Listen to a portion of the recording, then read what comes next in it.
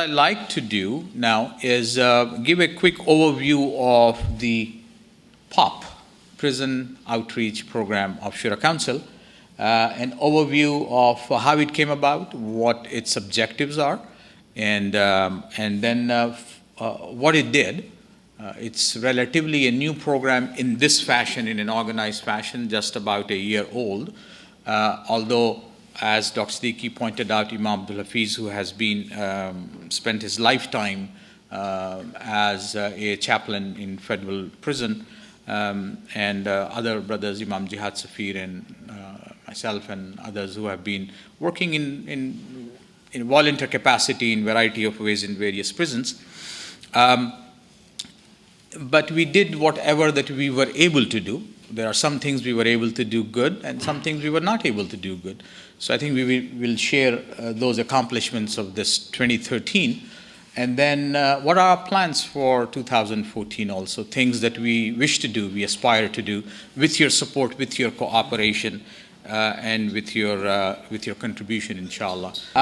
So this is the overview of Shura Council's program. If you kindly hit. So this is the mission of the Prison Outreach Program. There are three legs to this stool, essentially, or three primary objectives. One is to provide educational services and resources to the brothers and sisters who are incarcerated. And two is to empower them with tools and resources with which they can make their lives as wholesome as possible within the system while they are there. And then when they come out as well, hopefully they'll be able to use the resources that were provided to them and feel empowered and move on with their lives and continue to build on their lives. And the last objective of the POP program is to advocate for the rights of the Muslim inmates in the prison system.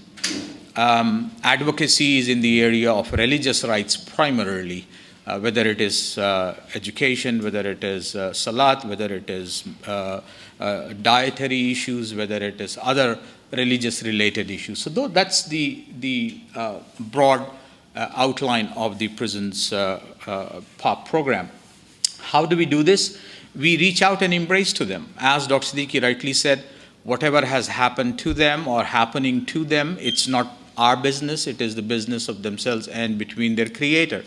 Our job is simply to embrace them as human beings, honor the human dignity and respect that they richly deserve, just as everybody else, and embrace them as our brothers and sisters and do the best that we possibly can.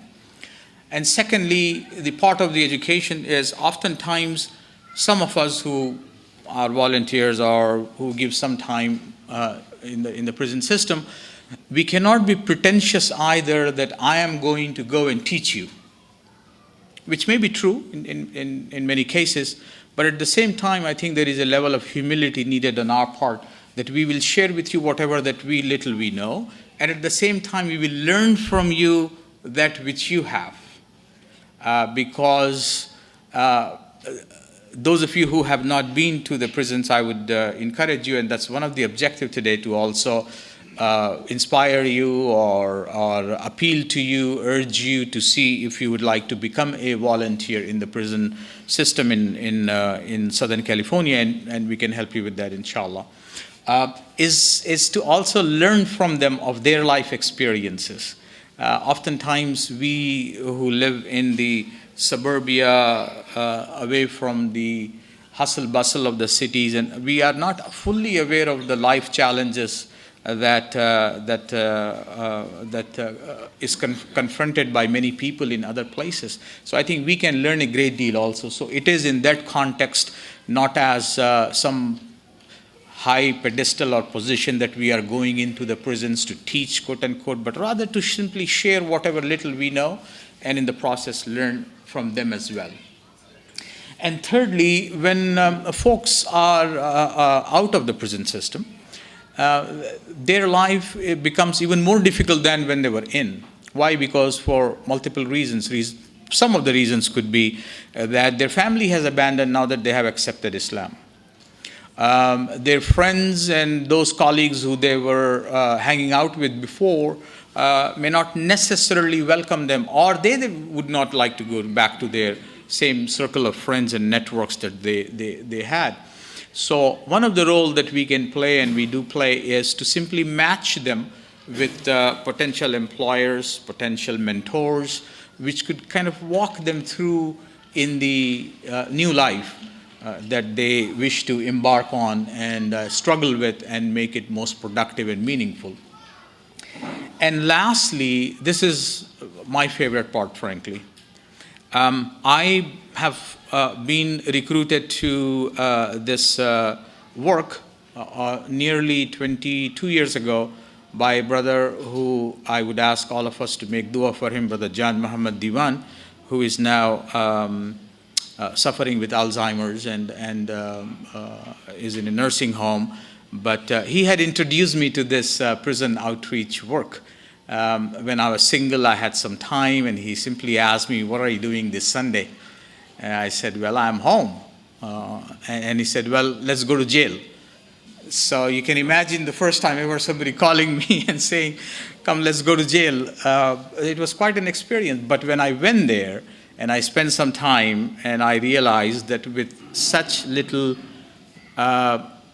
time, how big of a difference you can make in someone's life. And that got me hooked. So every time I go and I visit brothers and sisters in the prison, I come back more inspired and more moved and touched than before I went there. So this relationship is very reciprocal, not only that we are able to contribute in some modest way, but at the same time, we are able to enrich ourselves in a very, very big way.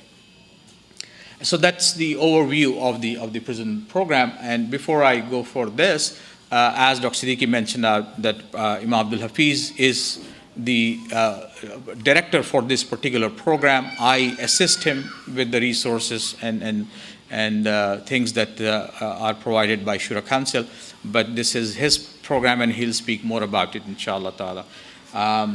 In 2013, between both of us only, that we have record of, Imam Abdul Hafiz visited various prisons for about 35 times in the course of 2013, from January until October, as early as this week. And I did about 10 visits. So my average, let's say, is about once a month, essentially. And I currently am going mostly to the Los Angeles County jails, the Men's Central Jail and the Twin Towers. These are the men's facilities in downtown LA. That's where I currently go because I live close by, so it's logistically a little bit easier for me. In the past, I have gone to many other places in Orange County, in the federal prison in downtown, and Long Beach and Victorville and so on. But currently, I'm just doing this. So we have, between two of us, we have done 45 visits or so in 2013. And each visit can last anywhere between a couple of hours to 6, 7, 8 hours sometimes. And we also have received very formal community inquiries and requests, about 38 of them. Now, these are not simply mail a book or two to my friend or to my son or to my spouse and so on. But these are very formal requests and inquiries that my family member or my friend is going through challenge XYZ in ABC system, prison, and we'll ask you to help us in alleviating the problem or the challenge, whatever that they are going through in that. So these are very formal requests that we pursue with the system and see how best we can resolve them. In most cases, we have resolved them. In some cases, we were not able to resolve them, and there are a variety of reasons for that as well. We did about 5 trainings in Southland in various member mosques, and the idea behind these training is to empower community members who have time or desire to become a volunteer chaplain. And these trainings had anywhere between, some cases, 10 people from the community, in other cases, maybe 25 people. And that resulted essentially, as of now, about 20 volunteers from throughout the Southland.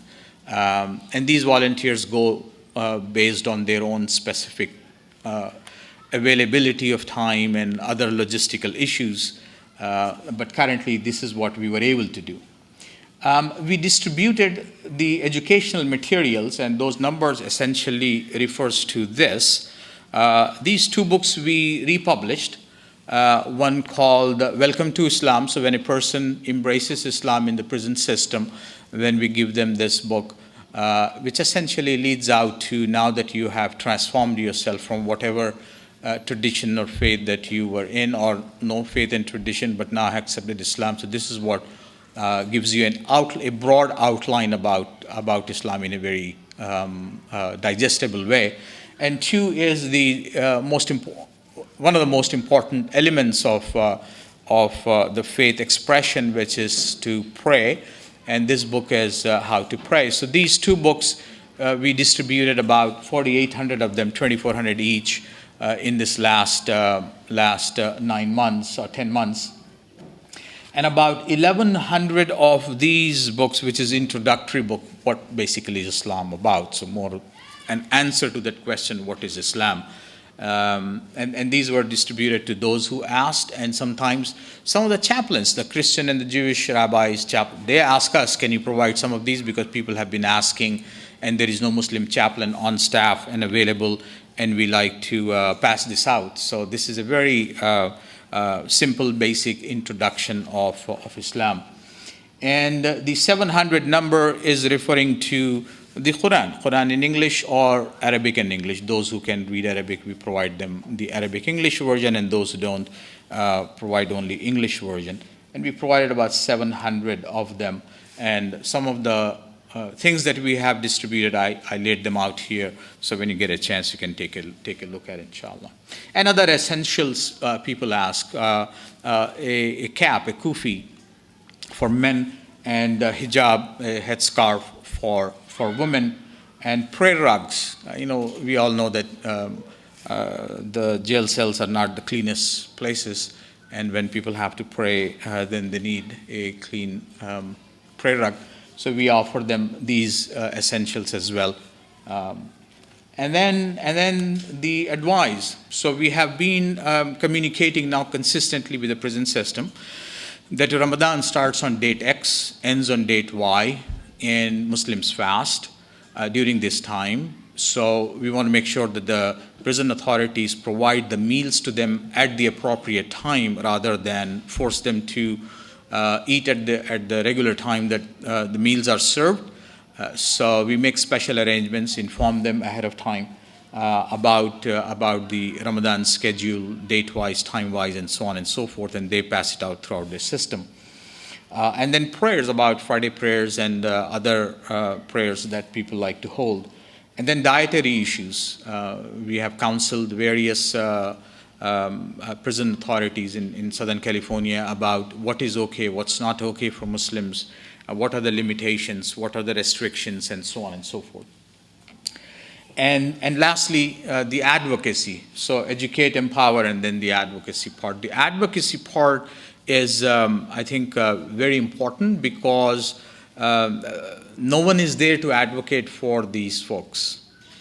In most cases, they struggle and advocate for themselves. As Dr. Siddiqui pointed out, unlike in other faith communities, particularly in the Roman Catholic community, there is a very, very established, organized, sustained structure to advocate for the rights, for the religious rights of the Catholic inmates. And same is true also with the Jewish community. Regrettably, within the Muslim community, there is no system. There is no organized system via which someone is advocating on their behalf, not only in Southern California, but anywhere in the country, to the best of my knowledge. Advocacy is done either on a sporadic basis or on an as-needed basis without any sustained follow-up. So there is no systematic change in the system which then transcends people and time. So it becomes a sustained policy as a matter of law in the system, then allowing the Muslim inmates to avail that which is their right. So the one major success that Shura Council was able to do through its advocacy in 2013 was, for the first time ever in the history of Los Angeles County jails, We reached out to the LA county jail system and said that the Muslim inmates have been complaining to us that you the folks don't provide them halal meal. They knew what halal food is because they did provide halal food occasionally, sometime, but not always, as a matter of policy. When some inmates protested, some inmates went even on hunger strike, some inmates refused to eat, and so on and so forth, so they provided them, but not on a sustained basis, not as a matter of obligation of the system. And we questioned and we asked why, and of course there were a lot of other reasons that they mentioned and so on, but after some negotiations and discussions and so on, we were able to persuade them and convince them that it is their obligation as a matter of law to provide the halal meals to the Muslim inmates, just as kosher meals are provided to the Jewish inmates. So all people of faith are have the same equal rights, religious rights, to have their meals according to their own particular tradition. And after some discussions, debate, and so on, and there are a lot of logistics involved. Who are the vendors? Who are the approved vendors? What kind of food, and so on and so forth. But we went through that entire process. After that entire process, in I believe around May, June of 2013, we were able to change the system in the Los Angeles entire county jail system, where now if a Muslim asks for Muslim halal meal, then the system will provide Muslim halal meal. This has not happened ever before. So if Shura Council folds its doors tomorrow, if I die tomorrow, Imam Abdul Hafiz is not here tomorrow, doesn't matter. There is a policy change now, whether it is for 2 people or 2 million people. Law is that to provide halal meals to the Muslim inmates, and that is a major, I believe, alhamdulillah, we were able to achieve this milestone. And now, in 2014, we already have initiated discussions, because once the LA County instituted this halal menu system, immediately the other county jails, Orange County, Riverside, San Diego, and San Bernardino, they immediately came to know. So we didn't have to reach them. They, in fact, reached us and said, you help them, we like you to help us as well. So Imam Abdul Hafiz is now working with Orange County Jail as we speak to make sure that the Muslim inmates in the Orange County jails receive also halal meals, just as the LA County folks.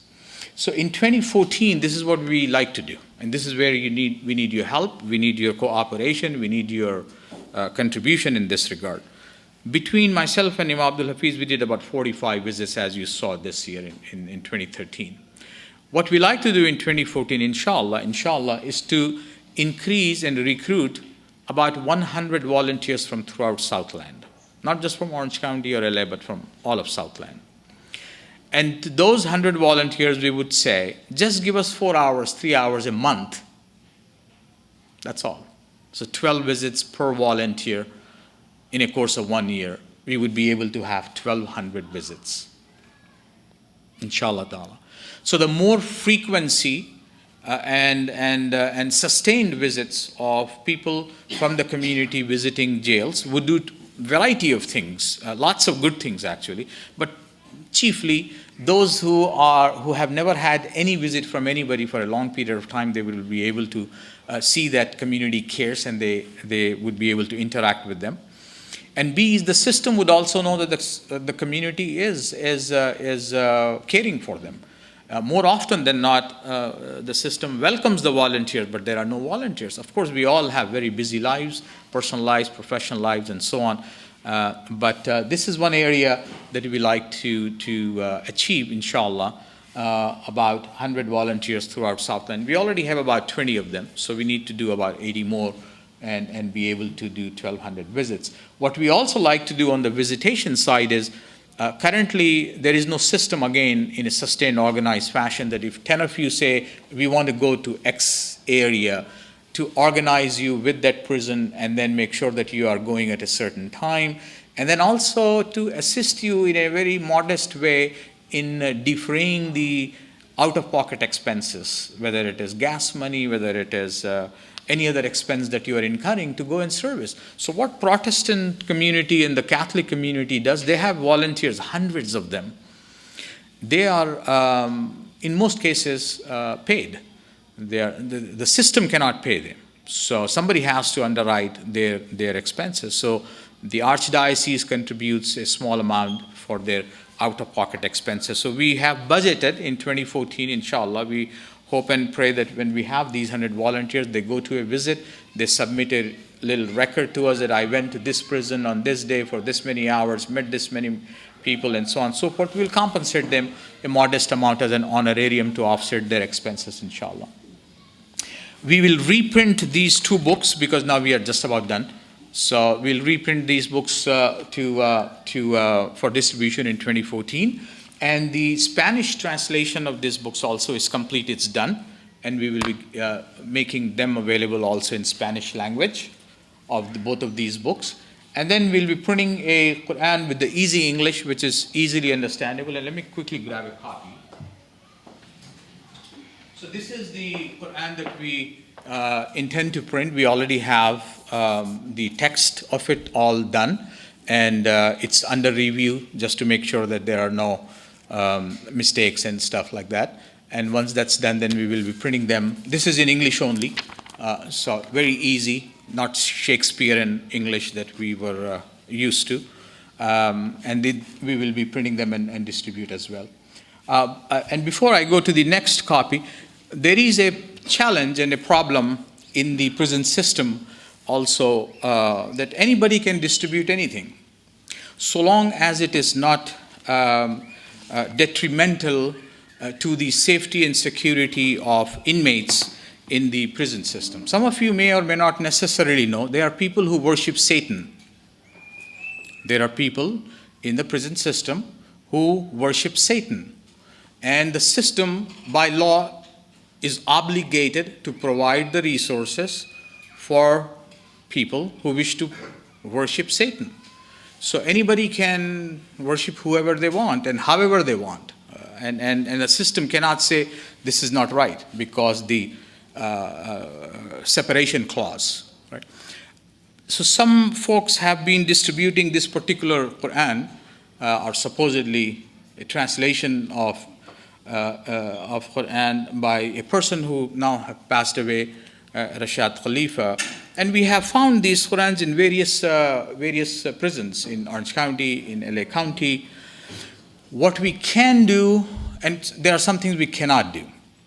We cannot ask them to stop distributing these Qurans. They cannot. As I said, if Satan worshipping is allowed and Satan manifesto is legally allowed in the system for distribution, nobody can stop this either. So legally, this is not stoppable, so to speak. But the more of these are available to people, then the easier it becomes for the inmates then to consume the right and the appropriate copy of the Quranic translation than otherwise. And we also like to print people who want to know more about the life of Prophet Muhammad in simple English. Again, we have the book, and the author of this book has been very gracious in providing this to us at no cost. So he gave the intellectual rights to us for reprinting purposes, not for resale, but for free distribution to the prison system. And then, of course, the expansion of these plans in the Orange County and Riverside, San Bernardino, and San Diego areas, which we are basically identifying it as the jurisdiction of the Shura Council from LA County down to San Diego. And Imam Abdul Hafiz just came back from San Diego actually to visit with the authorities there. And lastly, in the 2014, some of the people who have come out, it's extremely difficult for them to get work. Some of you who are sitting in the back, you're welcome to come and join us. This table is empty. Jessica, you're welcome to. One of the difficult things for many people when they come out is to find a job. Now, the system allows businesses to have some tax incentives if they were to employ former inmates.